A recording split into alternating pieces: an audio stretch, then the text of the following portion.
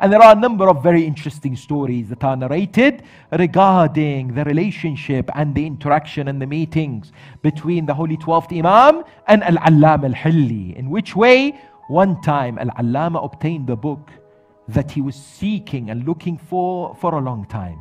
But the person who gave him the book said, you only have it for one night. I need it tomorrow morning. And therefore at that time there were no photocopiers, there was no other way other than to copy the book. So Allama begins to write and write, but he falls asleep. He's tired. He wakes up in the morning at the time of Fajr.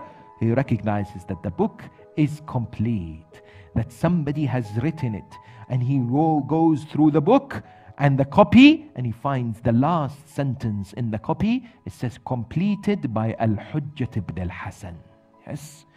And then he begins to understand that it was what? It was the Holy 12th Imam. In another occasion, narrated by a number of ulama, this story, in one of his ziyaras to Karbala, Al-Allama says that I was traveling on my donkey and I came across a Bedouin, an individual who was walking. I began to talk with him. I recognized that he has much knowledge, that we began to discuss some complex jurisprudential areas until we came to a point of conflict, where he said, this is the ruling on this matter. I said to him, no. He said, yes. I said, why? He said, because you'll find the hadith in Sheikh al-Tusi's book, in this chapter, in this page, in this section. He says, at that moment, I began to think and wonder, could this be the awaited Savior? I looked at him and said, is it possible for us to meet the Holy Imam, the 12th? He said, when I asked him that question, I had a stick on my hand when I was riding the donkey. It fell on the ground. He said, that man picked up the stick.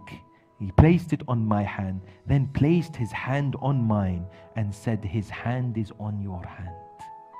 He said, I fell on the ground crying in disbelief.